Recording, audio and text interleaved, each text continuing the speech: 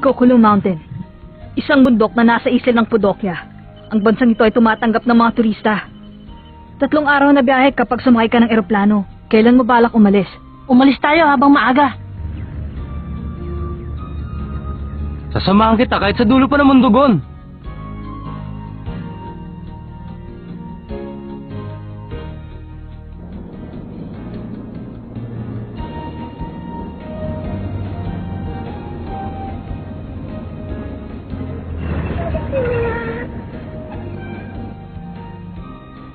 Ang sarap naman ng biyahe natin. Para tayong mga prinsipe kung tratuhin. Hindi katulad nung unang sakay natin dyan. Teka, ano na bang gagawin natin? Sasakay na muna tayo ng tren, papunta sa distrito ng Dentra. Tapos gagawa na tayo ng paraan para makapunta sa Kukulu Mountain. Sige.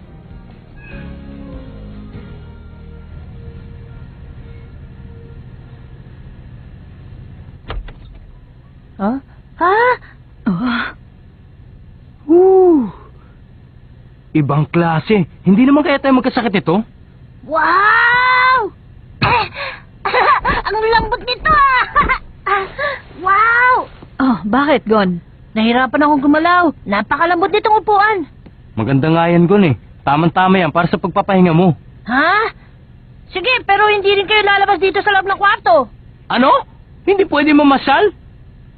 Anong akala mo sa sarili mo? Baby na dapat bantayan? Pwede ba akong sumama? Bahala ka. Tanongin mo si Kurapika tungkol dyan. Ano, Kurapika? Ano yun? Anong sabi mo, Gon? Wala yun.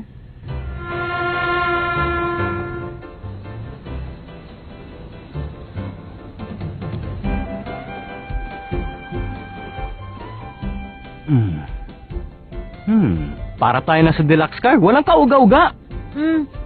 Pero bakit ganito kaganda ang binigay nila sa ating kwarto? Ito ang sagot sa iyong tanong. Ang hunter card? Tama ka. Kinuusap ng Hunter Association ang karamihan sa mga pampublikong sasakyan, kaya madaling makakuha ng reservation ng lahat ng mga hunter. Sinabi yan doon sa lecture, hindi ba?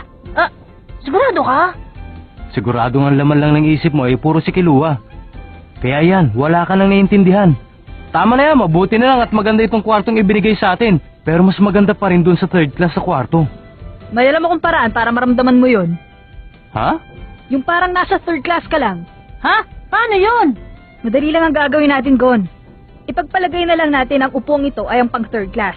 Merong nakaharang sa gilid, kaya mahirap humiga.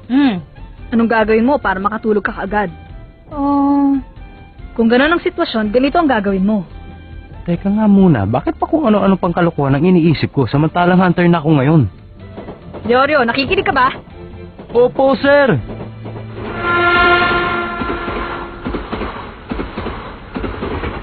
Nagpakita na rin. Noon nyo kaya si Kilua? Oo, yan ang Kukulu Mountain. Diyan nakatira ang mga Zordik, ang pamilyang tagapaslang.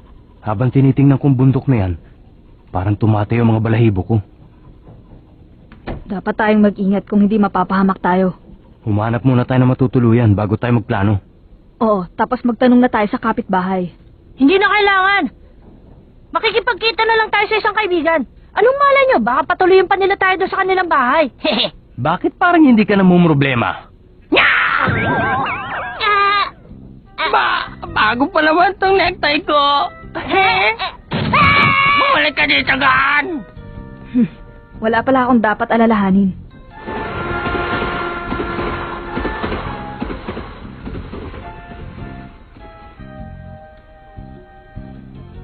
Pupunta kayo sa Kukulu Mountain? Siguro mga turista kayo. Meron dito mga bus na umiikot sa bundok na yon. Para lang makita ang pamilya ng Zordik. Bus na mga turista? Hindi ako makapaniwala. Hindi lang po kami magsa-sightseeing. Pupunta kami para makita ang pamilya. Ha? Maraming turista ang kagaya ninyo mga bata. Kung ganon, kailangan nyo pa rin sumakay sa bus. Salamat po, Ale. Walang laman.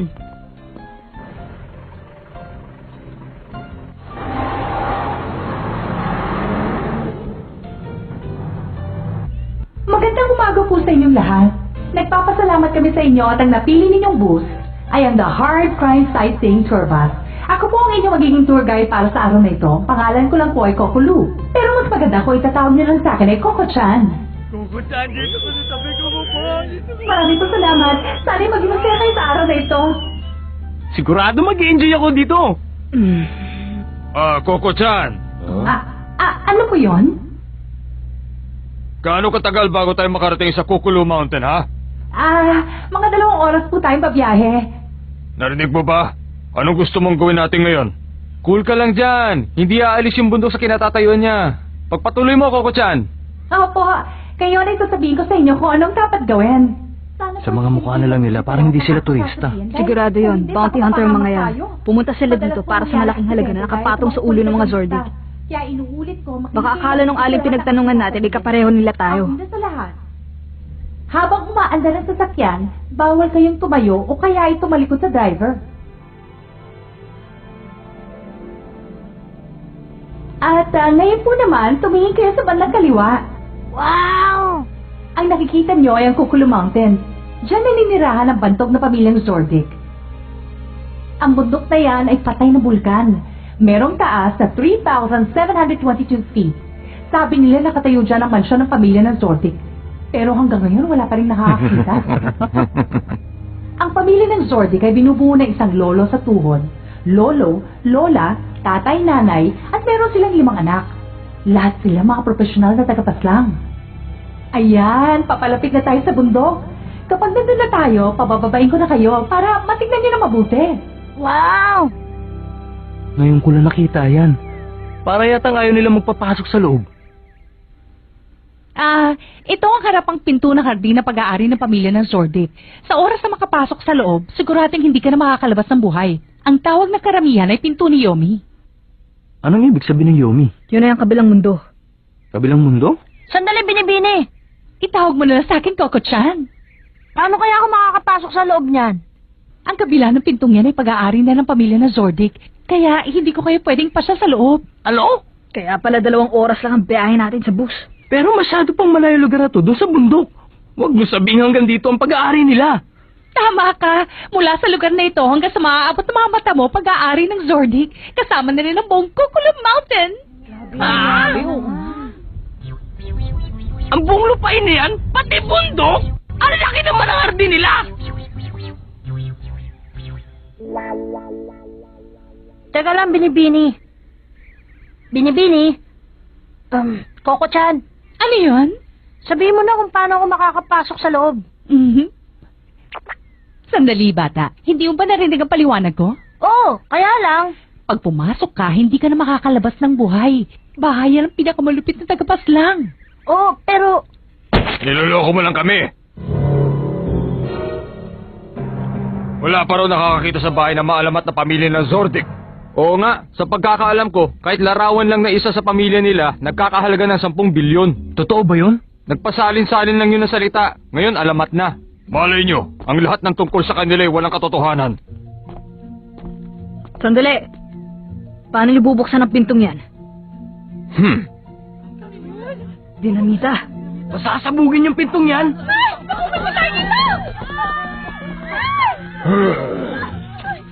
Sir, parang yun ang awa. Huwag niyo gawin yan.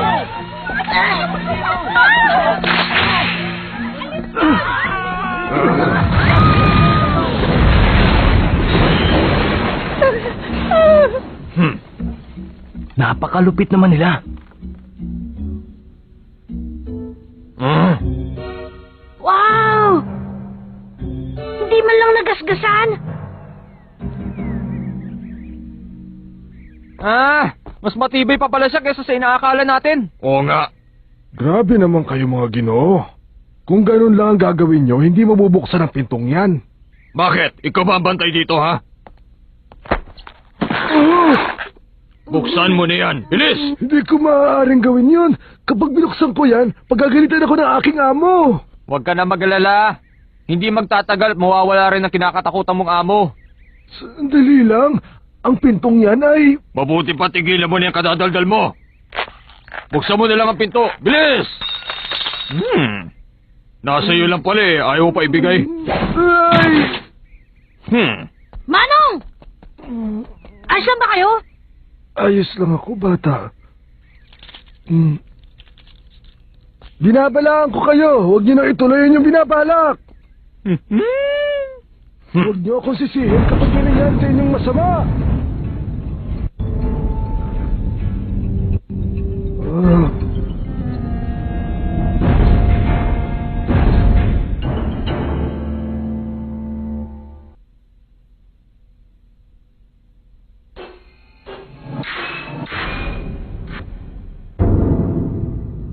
Sa wakas, mahuhuli na rin natin sila. Huwag mo ko istorbohin, ha? Ako huwag mo istorbohin.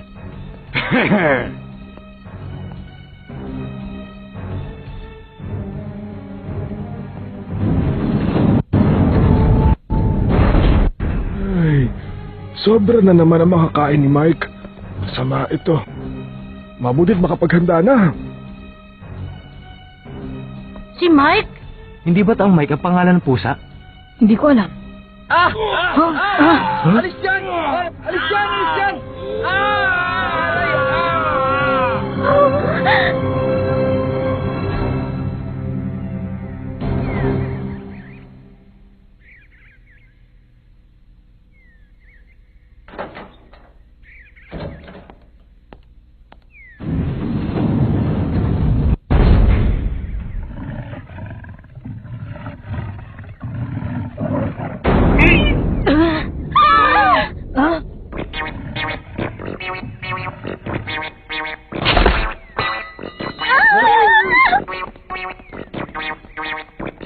Ay, nako.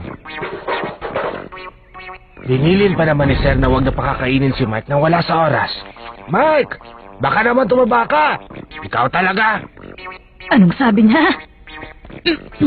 Makinig po kayong lahat. Kapag pumasok kayo dyan sa loob, nasisiguro kung magiging dekorasyon din kayo sa araw ng mga patay. Tama na yung kapapaliwanag mo. Umalis na lang tayo dito. Excuse me, alis na po ang bus natin. Sige, mauna na kayo. Ano? Umalis na kayo. Magpapaiwan kami dito. Hmm? O sige, paalam na. Paan na rin ang bus? Kayong tatlo, matagal ko nang hindi narinig yan, ang salitang pagkakaibigan. Ako nga pala si Zeburo. 20 taon na rin akong nagtatrabaho dito. Pero kayo ang pinakaunang pumunta dito bilang kanilang kaibigan. Natutuwa ako sa narinig ko.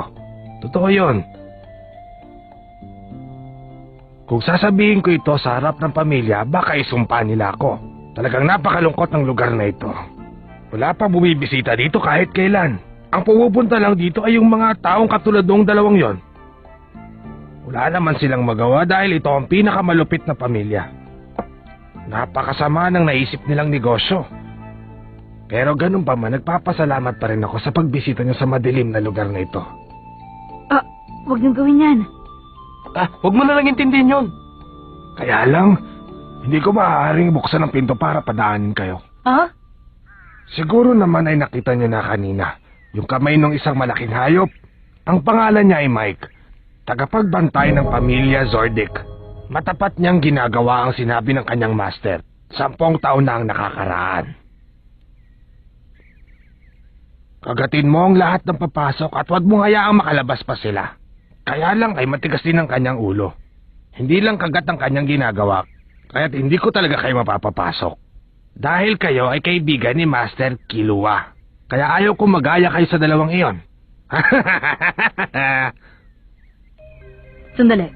Bakit sa inyo walang nangyayaring masama? Meron kayong susi dahil pumapasok kayo sa loob, hindi ba? Bakit hindi kayo inaatake ni Mike? Siyempre, dahil siyang tagapagbantay dito. Nakakapagtaka ba yun?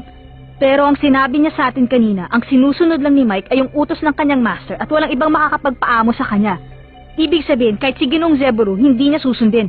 Nagugulan ako dahil ang utos sa kanya ay kagatin ng lahat ng taong papasok sa loob at huwag hahayaang lumabas.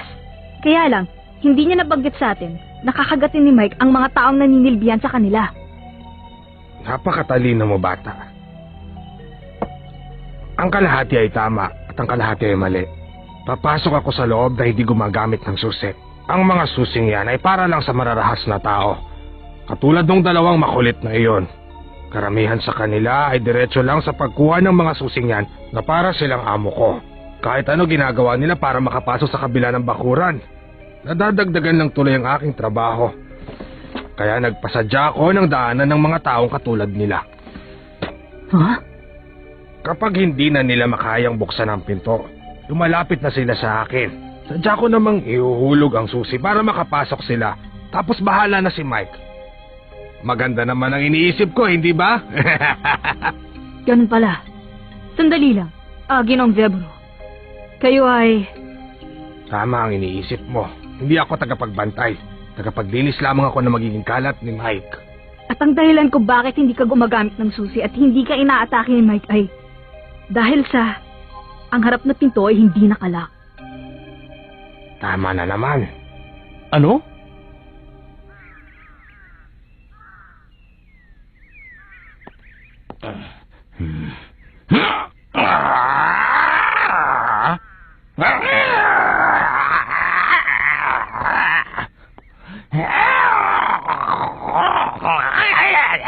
Kahit anong gawin ko, hindi pa rin mabuksan.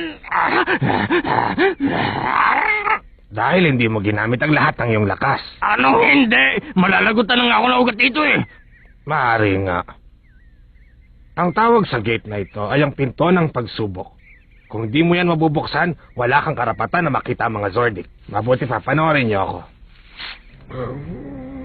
Huh?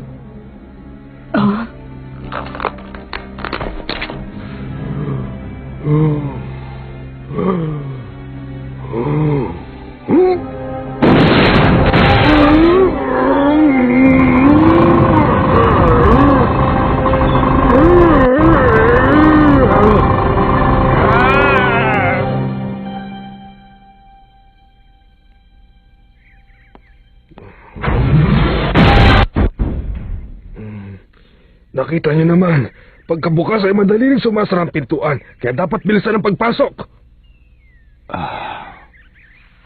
Pero taon-taon ay bumibigat ang pintuang yan. Kapag hindi ko na kayang buksan ang pinto, mawawala na ako ng trabaho. Hindi ka madaling madadaya, bata. Huwag atakihin ng sino mang tao na papasok sa pintuang yan. Yan ang huling utos kay Mike ng kanyang master. Muntik ko nang makalimutan 2 tonelada ang bigat ng isa sa unang pinto. 2 tonelada? Imposible! Yung isa? 2 tonelada? Oo, tingnan mo. 7 pinto yan. Kapag nabuksan mo yung isa, doble naman ang bigat noong pangalawa. Doble? Kailangan mong ipunin ang lahat ng lakas mo sa katawan para mabuksan ang pintuang iyan. Noong bumalik si Master Killua, nabuksan niya hanggang sa pangatlong pintuan. Pangatlo? Ibig sabihin 12 tonelada? 16 na tonelada. Naintindihan niyo na. Mahirap talagang pumasok sa loob niyan. Ang mundong ginagalawan nila ay hindi katulad ng sa atin. Kung gano'n ay wala na palang paraan. Meron pang paraan! Oh? Si Killua, ipabukas natin sa kanyang pintuan mula sa loob! Ano?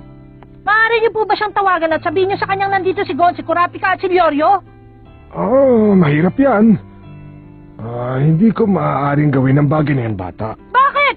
Ang gagawin niyo lang naman ay tatawagan si Killua. Kapag nalaman niyang nandito kami, bubuksan niya yan. Hindi niyo ba pwede gawin yun? Ang hinihiling mo sa akin ay hindi ko maaaring mapagbigyan. Hanggat hindi niyo siya tinatawagan, hindi ako alis dito. Bueno, kahit ano pa ang gawin mo ay... Ano bang magagawa ko? Teka, ano bang ginagawa niyo dyan? Mga batang ito?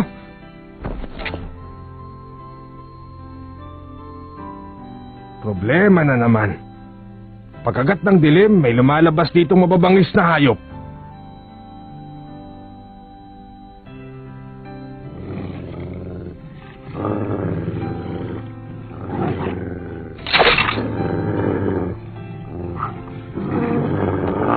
Gon! Kayang-kaya niyo na yan.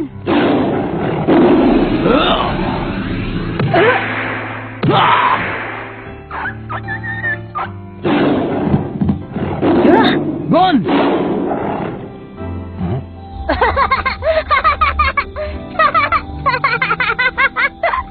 Hindi mo kailangan magalit. Hindi ka naman nagugutom ngayon, di ba? Alam kong naghahanap ka lang ng makakalaro. Naghahanap? Ng kalaro? Kalaro nga. Good boy! Suko na ako. Kapag iniwan ko kayo dito, siguradong gagawa kayo ng parang para makapasok. Pagkatapos ay kakainin kayo ni Mike. Kapag pinabayaan ko ang mga kaibigan ni Master Kilua, siguradong hindi ako makakatulog ng mahimbing. Halika, subukan natin ang sinabi mo. Talaga?